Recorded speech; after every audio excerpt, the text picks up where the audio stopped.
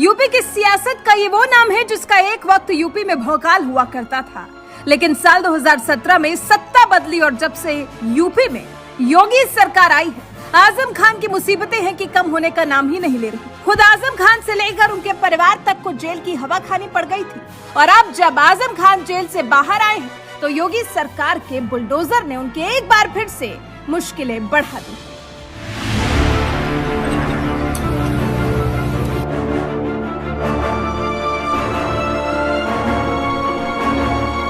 दरअसल सूबे में जब अखिलेश सरकार थी तो सरकार में मंत्री रहे आजम खान का इस कदर भौकाल हुआ करता था कि विरोधी उन्हें आधा मुख्यमंत्री कहते थे और आजम खान का नाम लेकर खुद बीजेपी के दिग्गज नेता अमित शाह कहा करते थे कि यूपी में 3.5 सीएम हैं।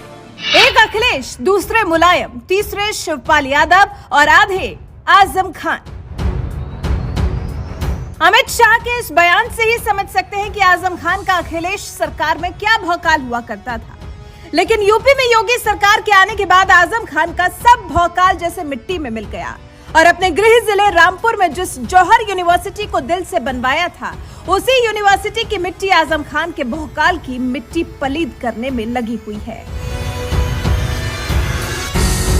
दरअसल सूबे के गुंडे, माफियाओं और बदमाशों के अवैध संपत्तियों को रौंद रहा योगी सरकार का बुलडोजर सोमवार को रामपुर की जौहर यूनिवर्सिटी की ओर घूम गया और जब जौहर यूनिवर्सिटी की जमीन खोदनी शुरू की तो उस जमीन में सालों से दफन सरकारी मशीन के टुकड़े निकलने लगे, क्योंकि यूपी में योगी सरकार आने से पहले रामपुर की नगर पालिका ने साफ सफाई के लिए जिस मशीन को करोड़ों रुपए में खरीदा था, वो मशीन शहर साफ करने की बजाय जौहर यूनिवर्सिटी की सफाई के लिए लगा दी गई थी। और जब साल 2017 में यूपी में योगी सरकार आई और मशीन की खोजबीन शुरू हुई तो पता चला कि मशीन के पुर्जे पुर्जे काट कर उसे जौहर यूनिवर्सिटी की जमीन के अंदर ही दफना दिया गया है। वो तो भला हो उन 2 जुआड़ियों का जिनकी निशानदेही पर पुलिस ने सोमवार को जौहर यूनिवर्सिटी में खुदाई कर सरकारी मशीन को बरामद कर लिया।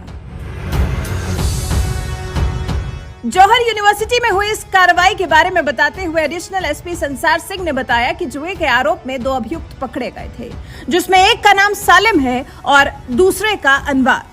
ये दोनों आजम खान के विधायक बेटे अब्दुल्ला के बहुत नजदीकी हैं। इन्होंने पूछताछ में कई बातों का खुलासा किया था, जिसके आधार पर वाकर अली ने कोतवाली में एक मुकदमा दर्ज करवाया। मुकदमे के मुताबिक पहले की सरकार में नगर पालिका ने जमीन सफाई के लिए एक बहुत बड़ी मशीन खरीदी थी, जिसकी कीमत करोड़ों में थी।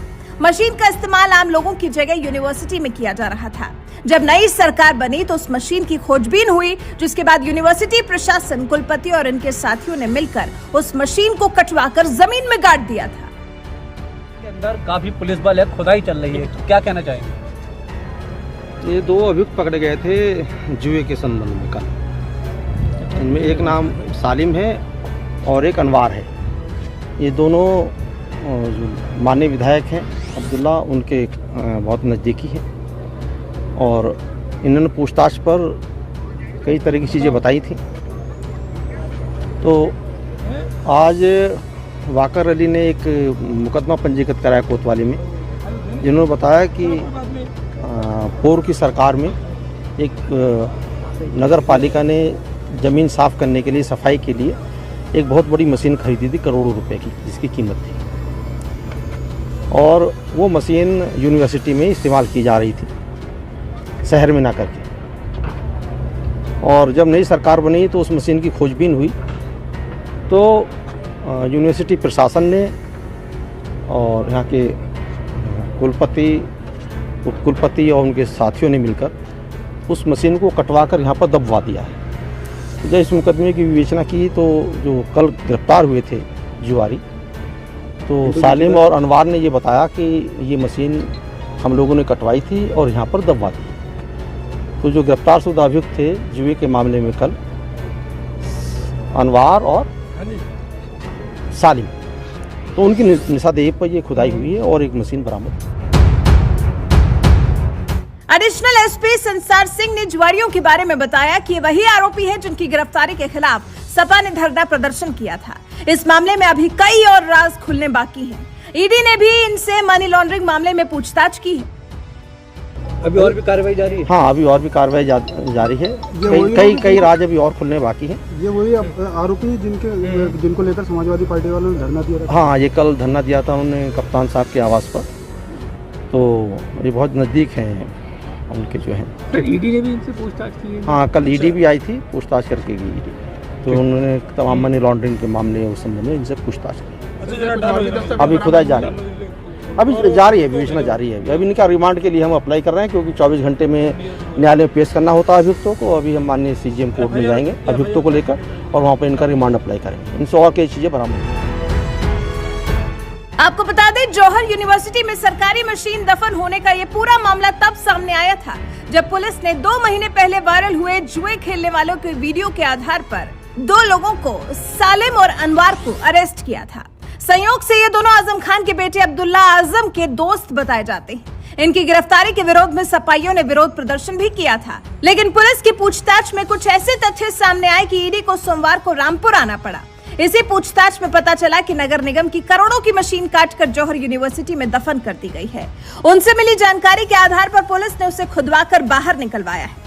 मामले में पुलिस आजम खान, अब्दुल्ला आजम समेत 7 लोगों के खिलाफ एफआईआर दर्ज कर चुकी है। फिलहाल मामले की जांच जारी है। वैसे आजम खान के प्रिय जौहर यूनिवर्सिटी में जिस तरह से सरकारी मशीन तक दफन कर दी गई थी, और आज उसी मशीन को बाबा के बुलडोजर ने खोदकर बाहर निकाला है, इस पर आपका क्या कुछ कहना है? अपनी राय हमें कमेंट कर जरूर बताएं।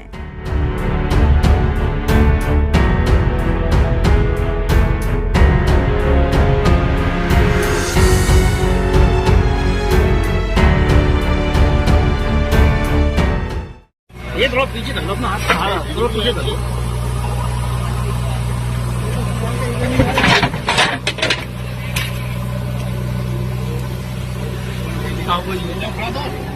हाँ हाँ,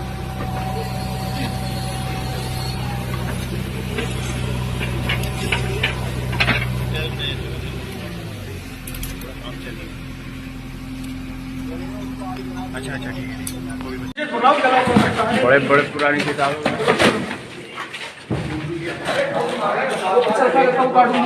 ये थोड़ा पीछे कर लो अपना हाथ। हाँ, थोड़ा पीछे कर लो।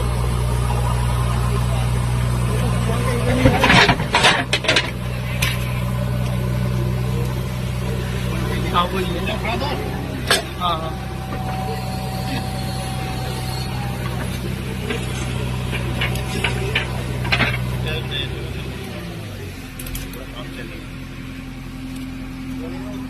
अच्छा अच्छा, ठीक है।